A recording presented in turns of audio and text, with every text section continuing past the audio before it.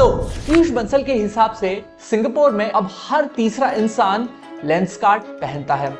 अब लेंसकार्ट भी एक्चुअली में प्रॉफिटेबल है या दूसरे स्टार्टअप्स की तरह इट्स जस्ट बर्निंग कैश, नए कस्टमर्स को एक्वायर करने के लिए एंड लॉसेस में घिरा पड़ा है, ये पता करते हैं। और इंडिया ने इस साल के Q2 में 7.6% से जीडीपी ग्रोथ रजिस्टर किया।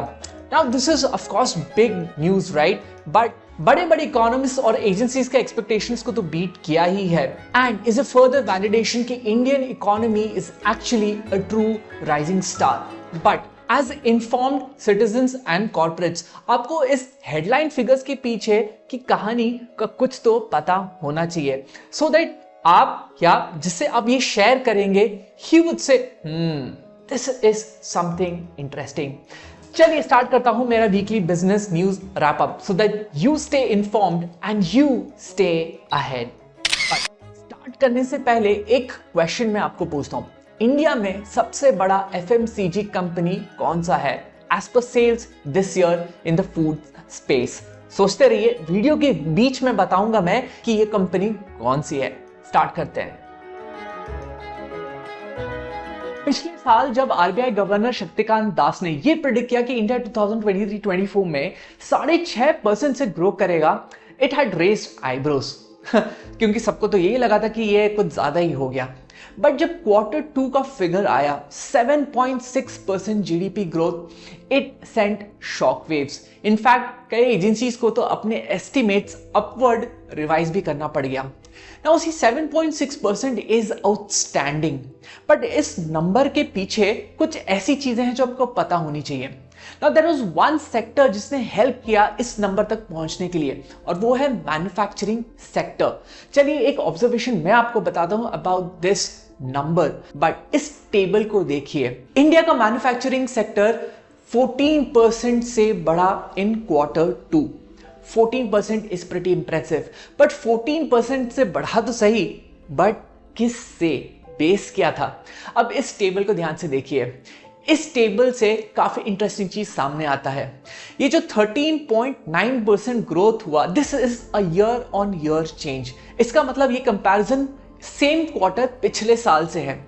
और अगर आप इस टेबल पर ध्यान देंगे तो पिछले साल इंडिया का मैन्युफैक्चरिंग सेक्टर में एक्चुअली डीग्रोथ हुआ था, यानी कि इट हैड ग्रोन एट -3.8%।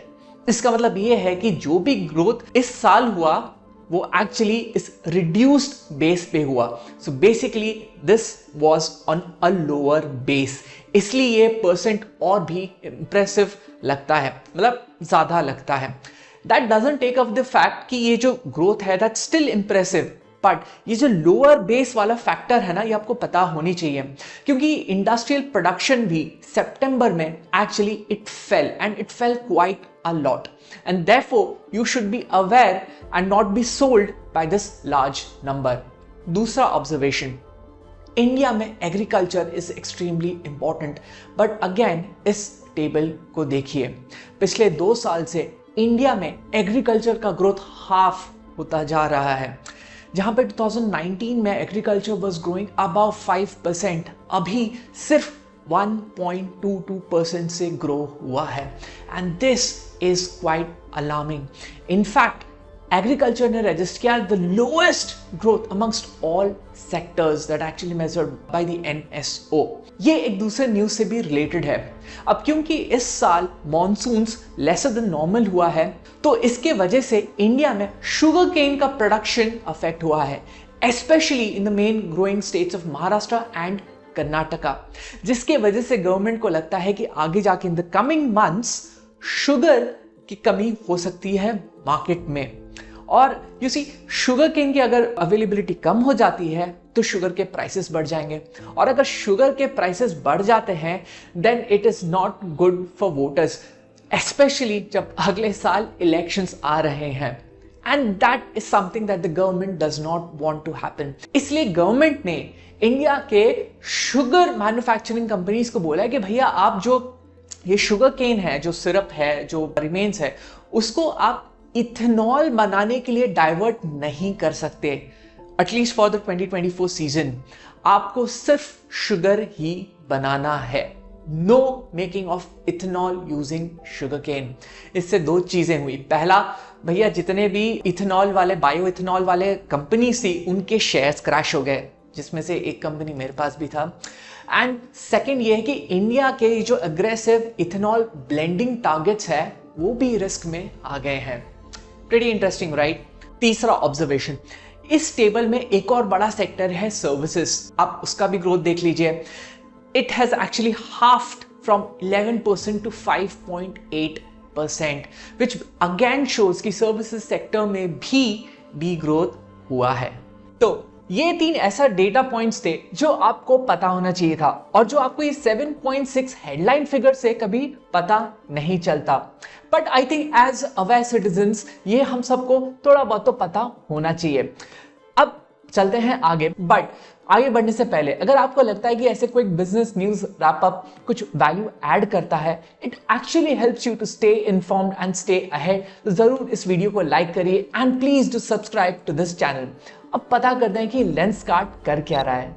300 से 400 stores in south east Asia with in the next 2 years, Piyush Bansal का ये टारगेट है for Lenskart. And recently he claim कि सिंगापुर में जहां लेंसकार्ट के 70 स्टोर्स हैं, 1 in 3 Singaporean now wears a Lenskart. और ये तो खाली सिंगापुर है, इसके बाद उन्होंने टारगेट कर रखा है थाईलैंड, फिलीपींस, मलेशिया और इंडोनेशिया। और एशिया में बढ़ने के लिए लेंसकार्ट ने अपना नजर जापान पे भी डाल रखा है। And recently it acquired Japanese eyewear company Owndays. अभी ओनडेज को अक्वायर करने के लिए पीयूष बंसल इतने डेस्परेट थे कि 5 बार उनका बिड रिजेक्ट होने के बाद 6ठे बार फाइनली उनका बिड एक्सेप्ट हुआ, द डील वेंट थ्रू। और इसके बाद now that it has acquired Owndays, Lenskart Owndays has become one of एशिया's largest online eyewear retail company, and Lenskart is actually doing impressive business. पिछले 4 साल में लेंसकार्ट ने अपना रेवेन्यू टॉप लाइन 4 गुना कर दिया है। And if you thinking it's just burning cash, no, that is not the story. पिछले 4 साल में 3 सालों में Lenskart has actually registered profits. So finally, this is a company which is not only focusing on top line, but is actually profitable. Growth की बात कर रहा हूं तो स्टार्टिंग में मैंने ये पूछा था कि इस साल इंडिया का सबसे बड़ा FMCG company as per sales this year कौन सा है? गेस कर पाए आप? मैं बताता हूं आंसर। तो इस साल का सबसे बड़ा FMCG company as per sales in the food space is ITC. ITC ने बीट कर दिया है ब्रिटानिया, अदानी, विल्मार, मोंडेलिस और एचयूएल को। इंटरेस्टिंग तो ये है कि इसी क्वार्टर पिछले साल में अदानी विल्मार सबसे टॉप पोजीशन में था and ITC was only 4th in terms of sales. Good year for ITC, right? अब में से कितनों ने आईटीसी गैस कर लिया था? कमेंट्स में सिर्फ यस और नो करके मेरे को बता दीजिए। मैं चलता अगली न्यूज की तरफ, जहां अमूल घुस रहा है रिन्यूएबल एनर्जी में। इंडिया के ग्रीन स्टोरी में सबको पार्टिसिपेट करना है और इस स्पेस में नए खिलाड़ी बनके उतरा है Amul through compressed biogas. You see, India में कंप्रेस्ड बायोगैस पे बहुत ज्यादा फोकस है। गवर्नमेंट तो ये जो गाड़ी में भरता है सीएनजी और घरों में यूज होता है पाइप्ड नेचुरल गैस पीएनजी, इसमें सीबीजी का ब्लेंडिंग मैंडेटरी करने वाला है। अभी ब्लेंडिंग इज वॉलंटरी, इसके बाद वो ग्रेजुअली 1% करेगा, देन 3% करेगा, 4% करेगा, विच बेसिकली मीन्स कि आगे जाके इंडिया में सीबीजी का डिमांड बहुत ज्यादा बढ़ने वाला है। एंड सीबीजी का एक one of the raw materials है गोबर, something that Amul seems to have quite a lot.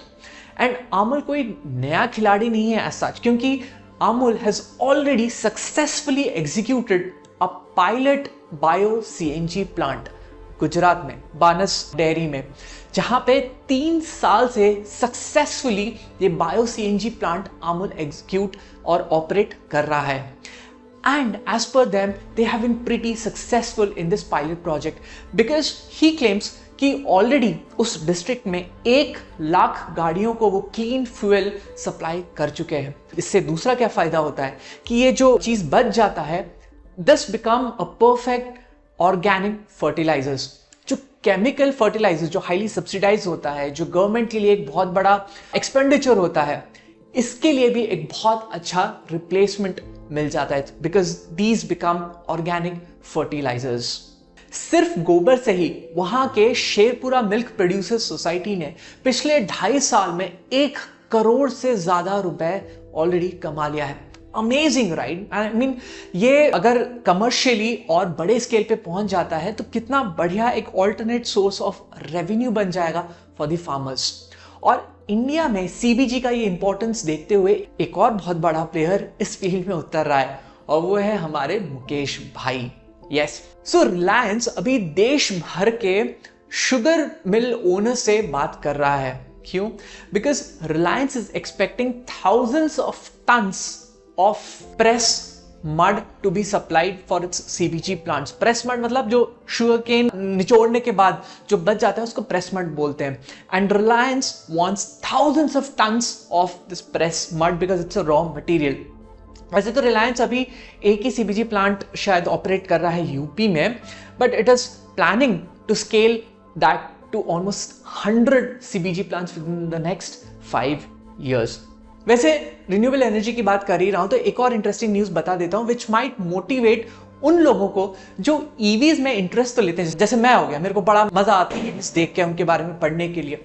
तो अगर वो लोग हैं जो ईवीज खरीदने में इंटरेस्ट तो दिखाते हैं, but they are pretty apprehensive about the charging infrastructure in India, which is like a fair justified concern, but ये न्यूज शायद उनको मोटिवेट करेगा। इंडिया में जिन पेट्रोल पंप्स में चार्जिंग इंफ्रास्ट्रक्चर अवेलेबल है, that number has swelled up to 10,000 petrol pumps, और इस चीज को लीड कर रहा है Indian Oil company with almost 6300 petrol pumps, IOC petrol pumps in country जो चार्जिंग इंफ्रास्ट्रक्चर प्रोवाइड करता है। This is followed by Hindustan Petroleum जो about 2300 and then British petroleum.